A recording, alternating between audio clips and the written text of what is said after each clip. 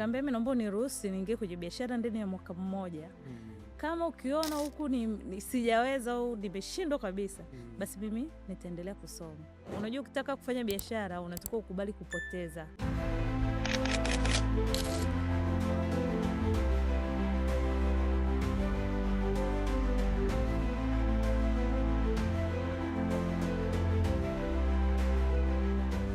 Katika episodi yetu ya leo tunakutana na mwanadada ambaye alianza na mtaji wa 350,000 lakini leo hii ameweza kusafiri na kwenda kuchukua mzigo China, nikiwa namaanisha mtaji wake umekuwa mkubwa sana. Sasa tutaangalia ni namna gani ambavyo ameweza, yani kuanzia chini mpaka kwenda kuchukua mzigo nje ya nchi. Kwa hiyo ni story moja nzuri sana. Naomba uwe na sisi mwanzo mpaka mwisho ili uweze kujifunza ni namna gani aliweza kuruka hivyo vihunzi mpaka kuhakikisha anafanikiwa katika biashara yake. Sasa ni nani huyu mdada? Naomba nimkaribishe mzungumzaji wetu wa leo ili aweze kujitambulisha, alafu tutaweza kuendelea. Karibu. Asante. Kwa majina naitwa Gladness, ni mfanyabiashara katika soko la mitumba Memoria lililopo Moshi mjini. Tumefurahi sana kuwa na wewe siku ya leo. Kwa hiyo ningeomba sasa, watazamaji wetu wanatamani kusikia stori yako. Naomba utuambie yani kwamba ulianzia wapi, kwa sababu tunaamini kuna sehemu ambayo umeanzia na ndio maana leo hii kuna sehemu pia ambayo umefika. Mimi katika kuanza biashara yangu mimi sikuanzia direct sokoni. Kwanza wakati nasoma nikiwa chuo Dar es Salaam, mamangu alikuwa akija kuchukua mizigo kule. Maya anafanya biashara kwa miaka yote. Kwa hiyo wakati anakuja kuchukua mizigo, nilikuwa huwa naenda kumsalimia. Kwa hiyo wakati naenda kumtembelea nikaa naona jinsi anavyonunua mizigo, jinsi anavyofanya. Yaani kitu kama kinanivutia. Basi nilipokuja kumaliza chuo nilimuomba, nikamwambia mimi nataka kufanya biashara. Maana mimi nilisha diploma. Akaniambia unataka umalize shule? Nikamwambia mimi natamani kufanya biashara zaidi. Mwisho siku akanikubalia. Nikamwambia lakini mimi nataka uniajiri. Yeye ndo aanze kuniajiri na akakubali. Akaniajiri kweli, tena nikampangia kabisa na mshahara. Nikamwambia mimi nataka unipe 5,000 tu kwa siku. Na alikubali. Akaanza kuwa ananipa 5,000. Yaani kila tukienda ananipa 5,000. 5,000 hiyo tulipokuwa tunakaa Moshi.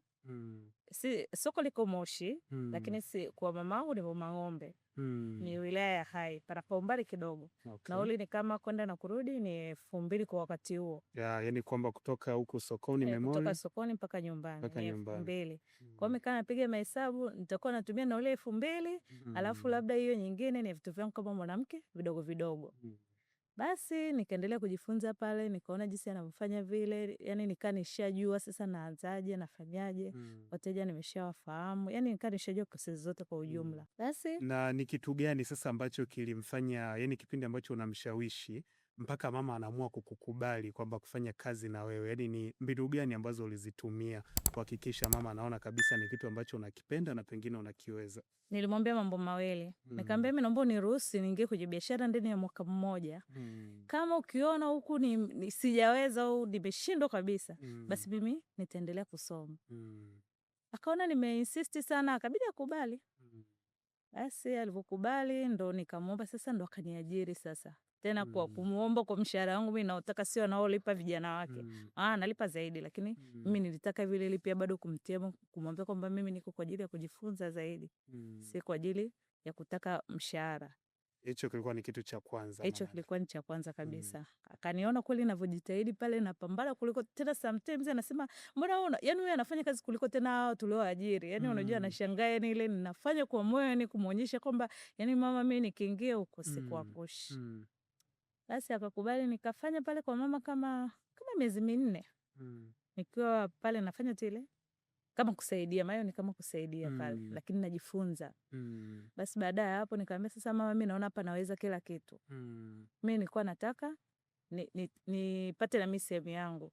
Maana kama sokoni kule ni meza, zinakuwepo ni meza, si ofisi kama au maduka. Kule ni meza. Nikamwambia mimi sina hiyo hela ya meza. Mimi nataka unijengewe meza na nitakurudishia hiyo hela. Mimi nitakuja kuikurudishia, hapa tunafanya kama unanikopesha. Akaniambia sawa. Kweli tulikuwa tumepata eneo, akanitengenezea meza. Kanitengenezea, nikamwambia na mzigo si unajua sina. Mimi naomba tuanze, unaanza kunipa mzigo balo moja moja. Hilo balo kipindi hicho ilikuwa ni ilikuwa linauzwa 3,500. Kwa Kwa hiyo nikamwambia mimi naomba unipe moja nijaribu. Kweli akanikubalia. Akanipatia balo moja lenye thamani ya 3,500,000. Nikauza ule mzigo kwa sababu tayari na wateja nawajua na wenyewe wameshanifahamu. Kwa hiyo ikawa si ngumu sana. Nikauza, nikaendelea hivyo miezi ikapita kama miezi sio mingi sana. Nikaona nina uwezo wa kununua mimi kwake hilo moja, balo moja. Naweza kulinunua kwake. Kwa hiyo nilichofanya kama sasa mimi nitakuwa nakupa keshi moja, alafu wewe nikopeshe moja vile vile. Kwa hiyo nikaa nimepata mawili saa hizo. Nikaendelea hivyo. Sasa pia nikaa na bana sana matumizi, yani nikaa na bana kwa sababu unajua hapa natafuta mtaji. Umezungumza kitu kizuri sana kwenye kubana matumizi. Pia ni sehemu ambao watu wengi wanapata changamoto. Sasa tunataka tujue, yani wewe katika kubana matumizi, yani ulikuwa unatumia mbinu gani ukaona kabisa hapa nilikuwa nabana matumizi? Yani mimi nilikuwa sio yule msichana ambaye natamani eti kuvaa sana au kubeba simu ya bei ghali au kufanya yani vile vistarestare vitu ambavyo si vya muhimu. Yani sikuwa ni hivyo. Yani ilikuwa ni mtu hela yangu ikitumika inatumika kwa jambo la muhimu tu. Sio ile kuchezea sio nimeona sio ni simu gani saa hizi zimeingia natamani na mimi ninunue au wamevaa nguo fulani na mimi naitamani hiyo nguo kwa wakati huo, hapana. Mimi nilikuwa naridhika na vile nilivyokuwa nikipatiwa na vile nilivyokuwa navyo kupitia pia huyo mzazi. Kwa hiyo sikuwa ni mtu wa sana ile kujiachia. Kwa sababu nilikuwa najua hapa natakiwa nimridhishe, nimfurahishe, nimuonyeshe kwamba ninaweza hii kazi, nimuonyeshe kabisa kwamba hii kazi mimi naiweza. Kwa hela zako sasa ulikuwa unatunza ni benki au ulikuwa unatunza wapi? Wakati huo situnzi benki, maana bado haikuwa ni mtaji mkubwa sana. Unajua unapoanza kushika hela. Sijui kwa mimi ila nahisi na kwa watu wengine pia ambao ndo unakuta unaanza kushika hela. Unatamani uzione pesa zako. Kwa hiyo mimi nilikuwa kwanza nazichungulia kila nikirudi jioni naangalia zipo. Kwa hiyo ilikuwa sio mtu kutamani kuzipeleka kwanza either benki au sehemu nyingine. Baada ya mwaka mmoja mtaji wangu niliweza kupata mpaka wa balo 5. Na hiyo balo 5 ni yani kwa ile gharama ya 350,000 ambayo mara 5 inakuwa ni kama 1,750,000 pengine. 1,750,000 ndio. Basi nilipoona nimepata hiyo pesa nikarudi tena nikamwambia mama, mimi nataka nisafiri. Sitaki sasa hivi kununua kwa mimi nataka kusafiri. Akaniambia lakini hela ni ndogo. Ni kweli hiyo hela ni ndogo. Nikamwambia nataka nijaribu kwanza nione. Akaniambia sawa, twende. Tukaenda. Na mimi nikanunua mizigo yangu sasa kwa pesa yangu mwenyewe, sio kwa kuchukua tena kwa mama. Hapo umenikumbusha tulipoanzia. Je, zile pesa ambazo kwa sababu unakumbuka ulianza kwa mkopo na ukawa unaendelea kumkopa mama yako. Na watu wengi wakiwa wanafanya tuseme biashara na mtu kama mama, watoto huwa hawarudishi zile pesa. Yaani kwamba akipewa anashumu kama kapewa zawadi. Mamangu ni Mchaga, lazima urudishe. Pale unarudisha, na nisingerudisha ningekuwa nisingekuwa nimempa yule mama. Nilikuwa nataka nimuonyeshe kwamba naweza. Kwa hiyo nisingetaka nichukulie sasa tu mama kwamba hizi hela hizi ni za kwetu mimi na mimi ni mtoto wake. Asikutaka iwe hivyo. Nataka kumuonyesha yani mimi niko serious na biashara. Kwa hiyo nilikuwa nikimrudishia. Kwa hiyo pesa zake zote nilimpatia. Nilipoona akiba yangu hiyo ni kubwa nikatamani kwenda. Akaniambia sawa, twende kama unataka, lakini bado hela ni ndogo. Nikamwambia mna shida, twende. Ni bado najaribu. Kwa hiyo sio kitu kirahisi useme tu unaingia kwenye biashara haraka umeshapanda umeshafika juu, sio rahisi hivyo. Mimi ndani ya mwaka mimi bado najichukulia najaribu bado yani sijiingiza kwamba eti tayari ni mfanya biashara. Kwa hiyo baada ya hapo tukaenda kweli, nikaleta ule mzigo, lakini sikupata faida nzuri kutokana na gharama za kutoka Moshi mpaka Dar es Salaam. Gharama ni kubwa za nauli, malazi, na mkiwa pale bado kuna mizunguko ya mle ndani ya Dar es Salaam. Kwa hiyo zile gharama sasa ni kama yani zilirudi kupitia, yani ni kama ile faida ambayo nilipata ndio iliingia kwenye zile gharama. Kwa hiyo bado sikuvunjika moyo, ila nikatamani sasa, nikaona ni kitu ambacho naweza kufanya, lakini shida ni nini? Mtaji. Kwa hiyo hapo kwamba gharama pengine zilikuwa kubwa, ulichukua mzigo mdogo alafu Dar es Salaam pakawa ni sehemu ambayo imekugharimu sana. Imenigharimu ndio. Na kabla ya hapo kwani ulikuwa hujapiga labda hesabu kaisi nitakuwa na faida kiasi fulani? Hesabu unapiga. Ndio maana nasema ni kama nilikuwa bado najifunza. Ni kama nilikuwa bado niko shule. Kwa hiyo sikutaka kuangalia. Unajua ukitaka kufanya biashara unatakiwa ukubali kupoteza. Kwa hiyo mimi nilikuwa nimesema itakavyokuwa. Yani kama nitapata sawa, nikipoteza bado nimejaribu kwangu mimi peke yangu. Ili leo na kesho hakuna huyo mtu wa kunisaidia, basi mimi nitaweza kufanya mwenyewe. Kwa wakati naenda sikuweka eti kwamba nitapata faida. Hilo sikuliweka kwanza hilo. Mimi bado nilikuwa naenda kama ili niweze nije niweze kujisimamia peke yangu bila sasa kutaka ile naomba unisaidie, naomba unionyeshe, naomba. Nilikuwa natakiwa sasa kwa muda na unionyeshe, litakuwa basi kuwa na kikomo kwamba sasa hivi nafanya mwenyewe. Sasa hapo inaonyesha kwamba mwaka umepita tayari, kama ambavyo ulikubaliana na mama kwamba baada ya mwaka ataweza kufanya tathmini kwamba kwa upande wako performance kwenye biashara ikoje. Sasa mwaka umeisha na umepata hasara, ni kitu gani ambacho kilitokea? Kwa swala la kurudi chuo, mama alikuwa kiligusia, lakini hakuweka ule mkazo sana, kwa sababu pia alikuwa anaangalia na nguvu yangu mimi. Jinsi ambavyo nilivyokuwa nikijituma, jinsi ambavyo nilivyokuwa nikisave hela, yani nilikuwa na ule moyo kabisa kwamba kweli nahitaji biashara zaidi ya kurudi shule. Kwa hiyo akawa ananisikiliza. Basi ndo biashara ikaendelea. Na hapo kwenye huo sasa mwendelezo wa biashara, manake tayari ushapata hasara, mtaji wako umeshuka, kwamba ni nini sasa kikatokea, kwamba ulianza kuchukua mzigo kidogo zaidi au ulifanya kitu gani kuendelea na biashara? Sasa kwa uoga sikutamani kusafiri tena. Nikaendelea kununua kwake. Kwa sababu pale hakuna gharama yoyote ambayo natumia, kwa hiyo nikanunua kwake. Katika kukuza sasa mtaji, nilinijia wazo la sakosi. Nikaenda kwenye sakosi moja ambao nilikuwa nikisikia. Pia kuna wafanyabiashara ambao wapo sokoni hapo pia kwenye hiyo sakosi. Kwa hiyo nikatamani na mimi nijiunge hiyo sakosi. Nilienda nikaongea nao pale, walinipokea vizuri kwa kweli, nikaongea nao, wakanipa na vipeperushi vyao, nikavisoma, nikaelewa, nikaona kama ni jambo zuri. Manake kupata pesa nyingi kwa haraka sio rahisi. Kwa sababu kuna watu wa kutuwezesha, basi na mimi nikaomba pale waniwezeshe. Wakanipa vipeperushi, nikasoma, nikajua kitu cha kufanya. Baada ya hapo nikafungua akaunti mle, nikajiunga, nikaanza kununua hisa kidogo kidogo, manake kumbuka hapo sasa sina hela nyingi. Nikanunua hisa kidogo kidogo. Baada ya miezi mitatu nikaomba na mimi mkopo, ili sasa niweze kupata mtaji mkubwa wa kuweza sasa kusafiri peke yangu. Kwa hiyo nikaomba mkopo pale, walinipatia.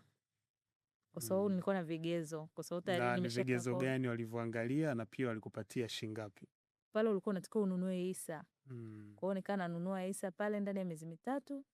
Mkopo wangu nikaa nina uwezo wa kupata mkopo wa mpaka milioni 3.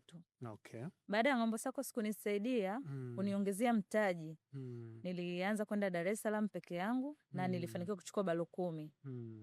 Nilivyochukua balo 10 nikaja sokoni nikauza, nikarudi tena, nikachukua tena, nikarudi nikauza. Kwa hiyo ile kwenda na kurudi mpaka zikafika mpaka balo 30, nikawa naweza kwenda kuchukua na kuja kuuza, pamoja na kuuzia hadi na wateja wengine ambao hawana uwezo wa kusafiri kwenda kuchukua mzigo da.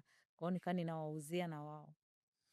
Wasikilizaji pamoja na watazamaji wetu, sasa tumeshaona ni namna gani safari yake inaendelea, kwamba ametoka pale kwenye 1,700,000 mpaka amefikia kwenye 10,10,500,000, nikiwa namaanisha zile balo 30.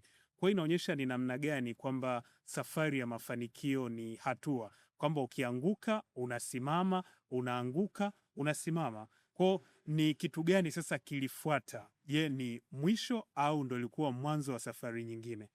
Hapo ilikuwa mwisho. Ndo ilikuwa ndo mwanzo safari nyingine. Maana mimi unakumbuka kuanzia mwanzo nilikwambia napenda kujifunza.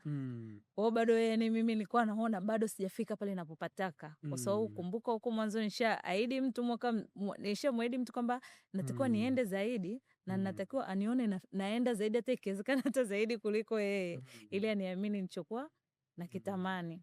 Kwa hiyo nilienda zaidi. Nilianza sasa kutamani kwenda na nchi zingine nione inakuwaje, manake pia kuna walionizidi, wengi tu wamenizidi huko sokoni ambao walikuwa mbele yetu. Nilikuwa nikiona ukichukua mizigo Nairobi wapi wanasifia zaidi, kwamba ni mizigo ni mizuri zaidi. Kwa hiyo na mimi nikatamani na mimi pia na mimi niende nione inakuaje. Kwa sasa hiyo siku nilofanikiwa kwenda, na nilifurahi sana. Yani nilifurahi na nilipiga hatua kwanza, yani mpaka yani kumbuka huko nyuma nimeshamwahidi mtu kwamba mimi nitaenda mbele zaidi. Yeye mwenyewe alifurahi. Kwa hiyo nilipata connection nikaenda. Nilienda, nilijaribu kweli, nilichukua kwa mara ya kwanza ile, na yenyewe vile vile kama ilivyokuwa mara ya kwanza haikuwa nzuri sana. Pia na yenyewe haikuwa nzuri sana. Kwa hiyo lakini sikukata tamaa, kwa sababu unajua unapoenda sehemu kwa mara ya kwanza huwezi kuexpect faida saa hiyo hiyo. Lazima bado kule kumbuka naenda kujifunza pia, kwa sababu hujawahi. Kwa hiyo haikuwa nzuri sana, lakini pia haikuwa mbaya sana.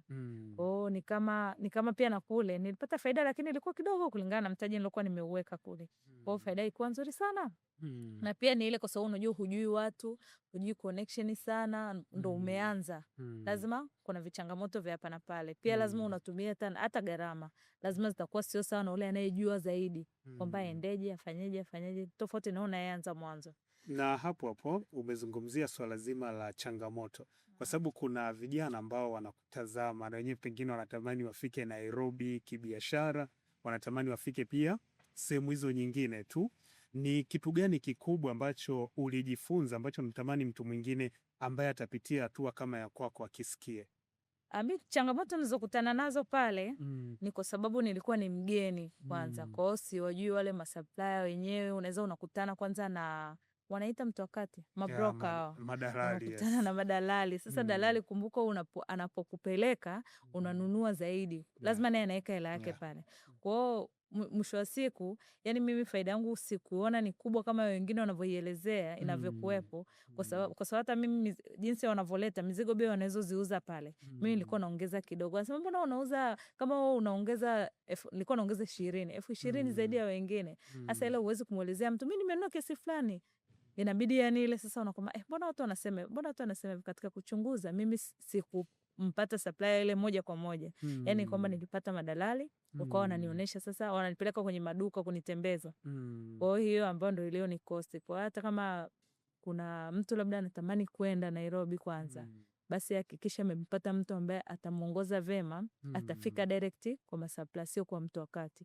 Maana hiyo ndio ilikuwa ilo ni cost mimi.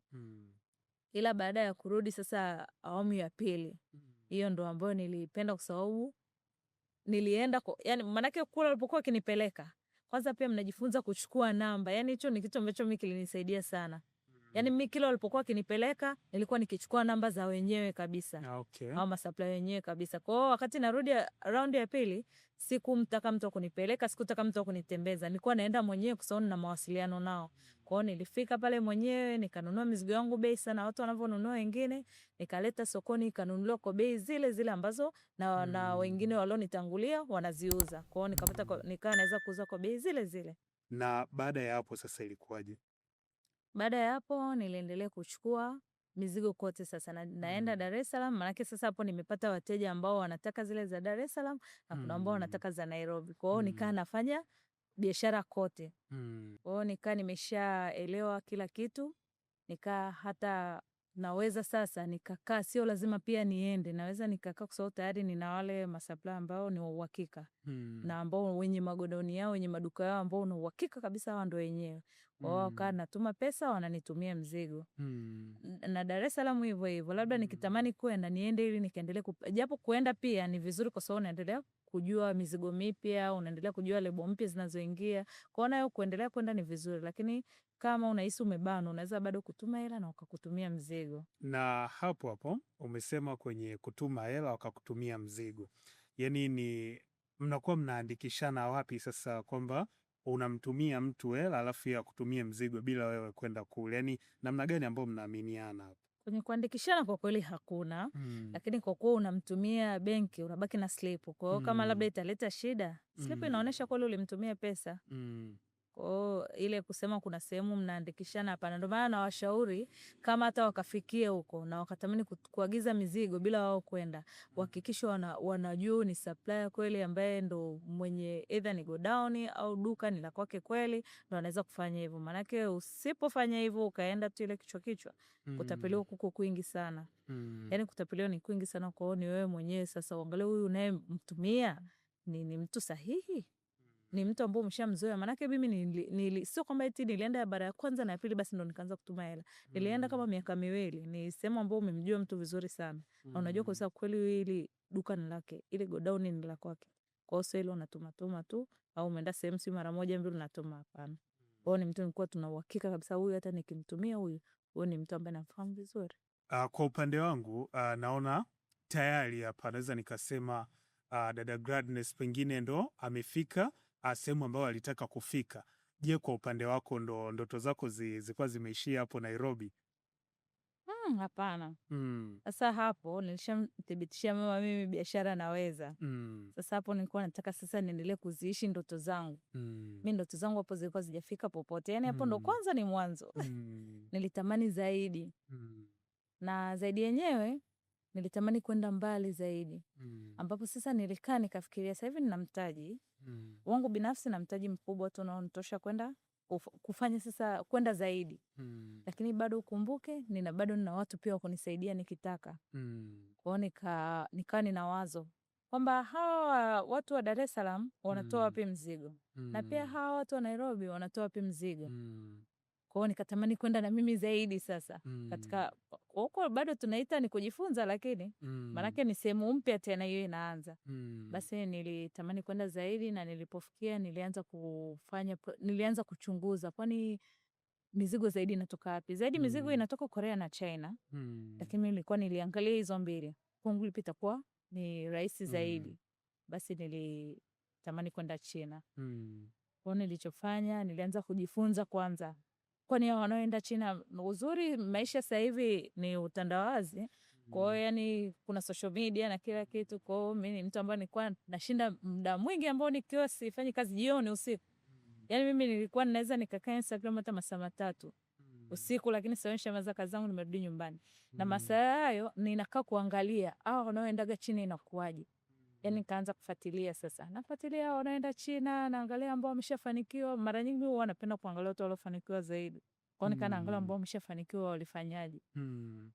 Basi ndo nikaa naangalia kila kitu, naangalia jinsi hela zinachenchiwaje, jinsi ya kwenda inakuaje, mpaka nikakutana na page moja hivi. Hiyo page nikaa naifuatilia, nikagundua hawa ni watu ambao wanasaidia ukitaka kujua zaidi kuhusu kusafiri nchi za nje. Nikajiunga na hiyo page, nikawafuata Instagram, nikaongea nao. Kila kitu ni gharama. Ukitaka kujua zaidi kila kitu ni gharama. Pale nilitumia gharama kuungwa kwenye lile group. Ni gharama kidogo, nilitumia 250,000 na 50,000 kujiunga kwenye ile group. Nikafuatilia mafunzo yake ya wiki 2, maana anatoa mafunzo. Jinsi ya kujua kucalculate CBM, jinsi ya kuenda, jinsi ya kukutana na Wachina ambao kuna matapeli. Yani anafundisha kila kitu, yani utapeli na kila kitu, jinsi ya kuweza kununua bidhaa. Kwa kweli ni mafunzo ambayo ya wiki 2, ni mafunzo marefu ambayo unajua kila kitu. Kwa hiyo pale niliiva kabisa. Basi ndani ya lile grupu niliona kuna dada akawa anajitangaza. Anasema kwamba yeye anataka kutoa ofa ndani ya group. Kwa sababu yuko mle ndani ya group anataka kutoa ofa yani anawapokea, anaishi China. Kwa anawapokea watu kwa bei ndogo, yani hachajishi ile bei anayochajisha. Kwa akasema atachajisha nusu bei ya kutembeza mtu, kumpokea ile, kumuonyesha wapi na yani sehemu sasa za biashara na nini. Kwa pale nikaona ndo nimepata chance. Niliongea na yule dada, nilimfuata, nikaongea naye. Ananiambia sawa, kama nilivyosema katika grupu letu ili nitatoa ofa, ni kweli nitatoa ofa. Basi nikaanza pale process za passport. Sikuwa na ile passport kubwa. Passport ya East Africa si unajua tele ndogo unaweza tu kuendea. Kwa sasa hapo nikaanza ku apply passport kubwa, nikapata. Dada yule akanifanyia, maana yake anajuana na watu na pia anawapokea watu wengi, akanifanyia mpango wa visa. Baada ya kupata visa na kila kitu, nilisema sasa hapa acha nirudi tena kwenye sakosi yangu, wakaniongezee mtaji. Maana kwenda China pia usio kinyonge itakiwi. Ule inabidi pia umejipanga vizuri. Kwa hiyo nirudi katika sakosi yangu, nikaomba mkopo tena. Na hapo kwenye sakos, kwamba ulienda kuchukua mkopo kiasi gani? Pale niliomba mkopo milioni 60. Hapa na inaonyesha ni namna gani, yani kwamba biashara imekuwa. kwa sababu kumbuka ulikotokea kule kwenye milioni 3 ya ukaendelea SACCOS wamekuamini mpaka wameweza kukopesha milioni 60. Watazamaji na wasikilizaji, natumaini hapo kuna kitu ambacho mmejifunza, hasa kwenye swala zima la taasisi za fedha. Mmeweza kuona ni namna gani hizi SACCOS zinaweza kukusaidia wewe mfanyabiashara, kwamba angalia zimeanza naye akiwa anaanza mpaka kipindi hichi ambacho imeweza kumkopesha milioni 60. Kwa hiyo inaonyesha pia SACCOS ni sehemu muhimu sana kwenye kuwasaidia wafanyabiashara ili waweze kupiga hatua. Kwa sio, yani naweza nikasema tusizichukulie poa SACCOS zetu, manake kuna msemo watu wa SACCOS ambao anasema SACCOS ni suluhisho la mtaji, manake SACCOS imemtoa imempeleka China. Huko China ilikuwaje? China ilikuwa ni nzuri kwa kweli. Nashukuru Mungu tulisafiri, tulifika salama na nilipokelewa na yule dada ambaye nilimkuta kwenye group kweli. Na alinielekeza vizuri sana, alinipeleka kwenye masoko, alinipeleka yani step zote za kule alinisaidia sana. Kwa hiyo nilinunua mizigo yangu, kama tena mizigo nilikuwa nikiona huko nilipata kule, nikainunua kwa bei nzuri zaidi, bei za chini kabisa, yani ambazo sasa hata na mimi nikileta huko nitapata faida zaidi ya nilivyokuwa nikinunua Dar es Salaam na Nairobi. Kwa hiyo nikanunua pale mizigo yangu, nikarudi Tanzania. Maana kule nilikaa siku 17. Kwa hiyo nilirudi Tanzania, nikasubiria mizigo yangu kama ndani ya mwezi na wiki 2 mizigo ikawa imefika. Kama wakati nilivyoanza Nairobi nikachukua masupplier. Sasa hivyo nilivyoenda China, nilifanya hivyo, niliondoka na masupplier. Yani ilikuwa kila duka ninaloenda lazima niombe namba. Kila ninaloenda lazima nilikuwa ninachukua business card. Hata hapa navyoongea na wewe, nina mzigo wangu ambao nimeagiza uko njiani unakuja. Ila pamoja na kwamba nimeenda huko, sio kwamba nimekaa tu eti Dando siendi, sichukui mizigo ya Dar tena wala Nairobi. Manake kumbuka kule una muda wa kusubiri mzigo uje na meli. Manake kuja na ndege uweze kupata faida. Kule ni gharama. Kwa mizigo yetu mara nyingi inakuja na meli. Kwa sasa huu muda wa kusubiri bado naendelea kuchukua mizigo Dar es Salaam na Nairobi. Naona kwa upande wako mafanikio tayari yanaonekana. Sasa hapa tuna mfanyabiashara mkubwa, alafu pia hapa tuna yule mwanafunzi ambaye anatakiwa kurudi shule. Sasa hali ikoje kwenye hiyo mizani? Kwa mama yeye, kwa kweli ameona nimepambana kule, kama nimemwambia napambana, nimepambana kupita yani hata kile alichokuwa anakifikiria yeye.